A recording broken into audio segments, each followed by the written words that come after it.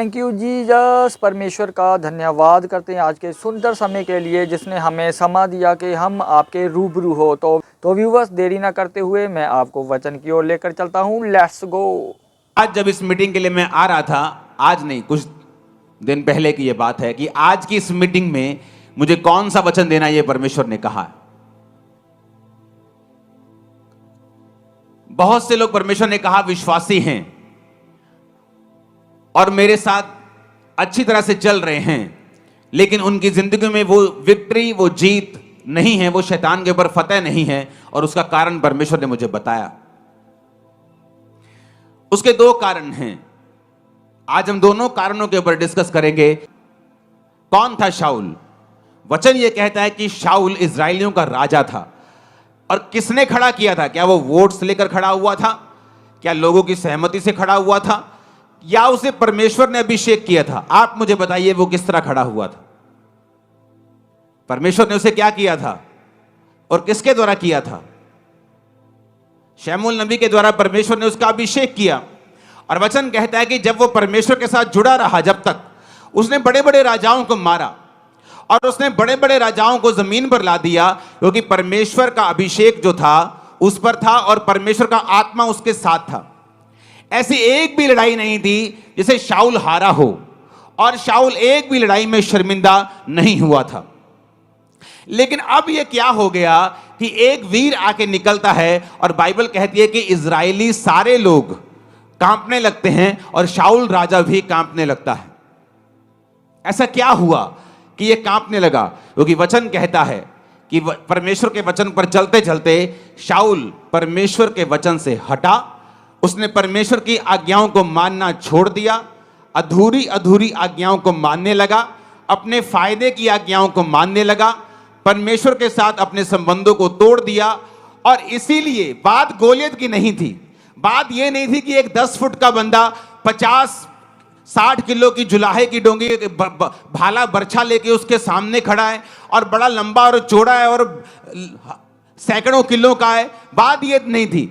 शाऊल ने पहले भी उसके जैसे बड़े लोगों को मारा था, बड़े राजाओं की उसने सिट्टी बिट्टी गुम की होगी, लेकिन अब ऐसा क्या हो गया कि अब वो उस गोले से डर रहा है। बात यह है, जब एक इंसान परमेश्वर से हट जाता है, जब एक इंसान परमेश्वर की आज्ञाओं में बना नहीं रहता है, वो पाप करता है, मूर्ति पूजा करे या वो व्यभिचारों में जाए, किसी पाप में जाए, परमेश्वर से हट जाए, प्रार्थना खत्म कर दे अपनी लाइफ की, तो वचन ये कहता है कि जो अथॉरिटी होती है, एक अथॉरिटी होती है शरीर की। आपको किसी गांव का सरपंच बना दिया, आपके पास अथॉरिटी है, आप उस अधिकार से काम कर सकते हैं।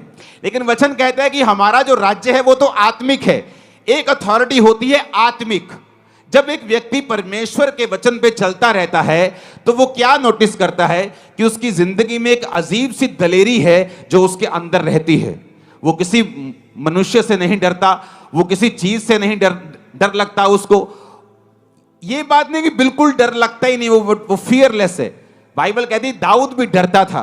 और वचन कहता है, जब आप भजन संहिता 46 पढ़ते हैं, उसने कहा मैं नहीं डरूंगा क्योंकि यहोवा मेरे संग है। डर उसके मन में था, लेकिन वचन कहता है कि वो अंगीकार ये करता था कि मैं नहीं डरूंगा क्योंकि यहोवा मेरे संग है। अब आपको ये बात पहले समझने की जरूरत है जिस टॉपिक पे हम हैं। अब शाऊल जो था, वचन ये कहता है कि उसकी आत्मिक अथॉरिटी को वो पाप और अनाज्ञाकारिता के कारण खत्म कर चुका था। कई बार क्या होता है, आप परमेश्वर के साथ आप रिश्ते में होते हैं, आप प्रभु के साथ मेल मिलाप में होते हैं, हाँ, आप रोज प्रार्थना करते हैं, आप पाप से दूर रहते हैं, आप सब तरह से परमेश्वर को प्रसन्न करने की कोशिश करते हैं।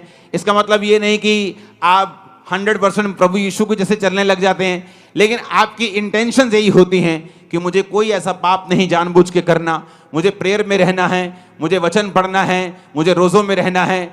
और इस तरह से जब आप परमेश्वर में चलते हैं, एक अजीब सी स्पिरिचुअल अथॉरिटी आपके साथ रहती है।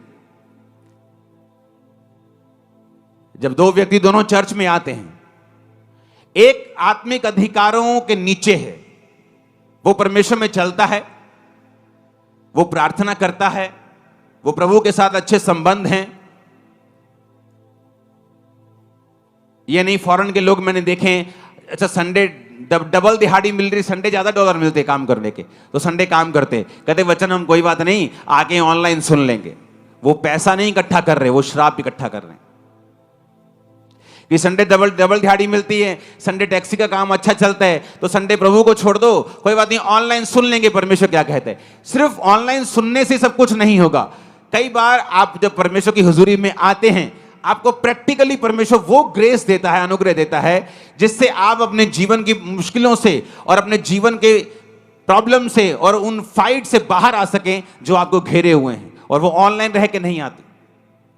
परमेश्वर का धन्यवाद करते हैं जिसने हमें समा दिया कि हम उसके पवित्र वचन को सुने उसके प्रेरित के मुंह से। तो व्यूवर्स, मुझे उम्मीद है कि ये वाली कलेक्शन भी आपको बेस्ट लगी होगी। तो व्यूवर्स, देरी ना करते हुए इसी तरह मिलते हैं नेक्स्ट वीडियो में। तब तक मैं अपने आप को और आपको परमेश्वर की ग्रेस में छोड़ता हूँ। सबको जय मसीह।